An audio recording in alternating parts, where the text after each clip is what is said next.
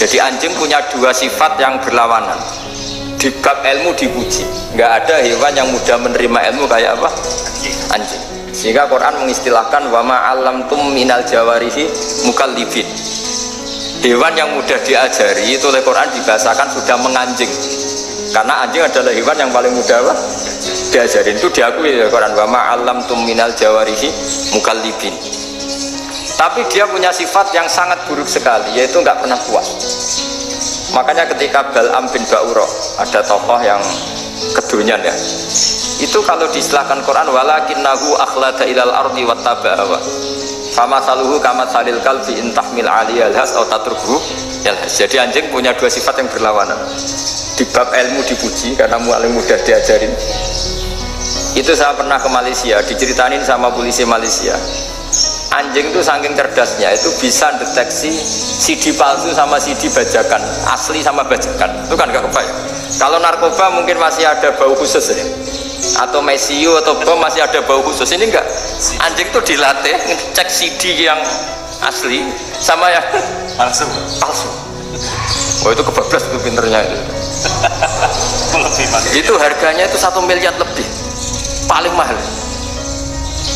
Jadi mungkin bisa deteksi ini dosen betul apa abal-abal itu bisa. Itu kiai betul apa kiai pesanan itu mungkin bisa.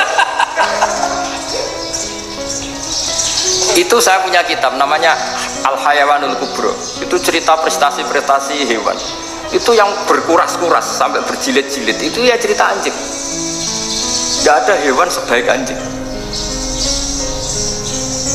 Di bab itu ya, di bab sampai ya tadi. Ada anjing yang sangat loyal sama majikannya. Loyalnya Masya Allah, sopannya Masya Allah. Anjing itu buat lama berbakti sama sampean, nggak mau tidur di ruang tidurnya sampean, dia tetap tidur di luar. Corong Jawa nggak ngelamat. Suatu saat si raja ini minum, wisata minum. Pas mau minum diterjang sama anjingnya sampai tumpah. Oh kecewanya raja ini itu karena selama ini anjingnya sopan sekali, sekedar ganggu di ruangannya nggak pernah, malah ini mau minum minuman yang disukai diterjang anjingnya tumpah. Marah kan anjingnya di mana? Ternyata apa? Minuman itu anjing ini tahu kalau minuman itu beracun, diracuni oleh musuhnya. Itu saking hebatnya anjing sampai ketika ngawal rajanya itu tidak sekedar ada penjahat atau maling, bahkan trik-trik kayak minumannya diracun oleh orang lain tuh anjingnya tahu. Sehingga pas mau diminum diterjang sampai terus supaya nggak keminum. Makanya Quran istilahkan anjing itu apa? Wa ma'allamtum minal jawarihi mukallibin. Hewan piaraan yang kamu ajarin nanti sampai sepinter anjing. Makanya Ashabul Kahfi itu ketika ngajak anjing tadi, beliau tidur, anjing itu tidurnya bil wasit, wakal buhum basitun zira'aihim bil wasit. Jadi dia tidur dalam posisi siaga. Loh coba, anjing itu nggak pernah sekolah karena dia posisi menjaga, tidurnya itu kayak siaga gini, bukan ngorok semadep ke atas terlentang, itu enggak. Andai kan dia tidur terlentang itu kan yang mau mengganggu kan, wah sunai turwa, itu enggak, dia tidur posisi siaga. Makanya disebut lawit tolak ta'alaihim lawalaita minhum firaron. Kalau kamu melihat anjing itu pasti lari karena dia posisi siap merekam. Jadi tidur tapi posisi siap merekam. Jadi matanya tetap terbelalak kayak siaga. Padahal itu nggak diperintah, ya dia memang punya nalar untuk itu. Ini disebut wa ma'allamtum minal jawarihi mukallibin. Dan dalam teori modern juga gitu. Tapi dalam hukum Islam yang dianut mazhab Syafi'i itu anjing tetap najis.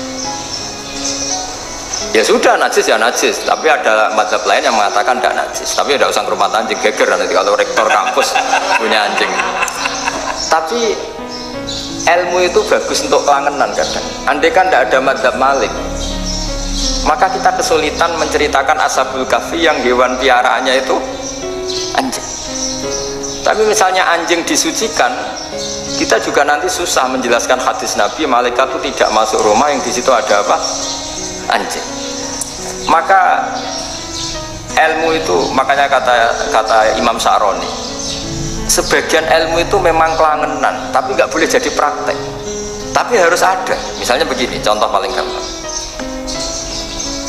Api Dalam mazhab Syafi'i kan alat pensuci hanya dua, air dan tanah. Ya saya ulang lagi, air dan tanah, yaitu tanah untuk mensucikan najis anjing. Imam Abu Hanifah menambahkan api. Mazhab Syafi'i itu agak kesulitan ketika ada batu bata dibikin dari tanah-tanah yang bercampur kotoran. Mazhab Syafi'i akan kesulitan karena di situ ada najis yang jadi materinya bata. Hukumnya gimana kalau nanti dipakai masjid? Tapi barokahnya ada beberapa mazhab. Abu Hanifah mengatakan dan api. Jadi apa tadi, air, tanah, api. Alasannya masuk akal. Ketika usatul mukminin, orang-orang mukmin yang ahli maksiat itu sebelum masuk surga, kalau dia dosanya banyak itu dibakar dulu supaya suci. Emas itu untuk memisahkan dengan materi lain juga harus dibakar. Berarti api termasuk alat. Artinya gini, batu bata yang materinya dari tadi najis sekalipun ini menjadi suci karena ngalami pembakaran. Tapi kata Imam Sa'roni, ilmu ini hanya sebagai ilmu. Jangan sampai kalau kamu mau wudhu gak ada air terus membakar diri lah, ini ribet kan.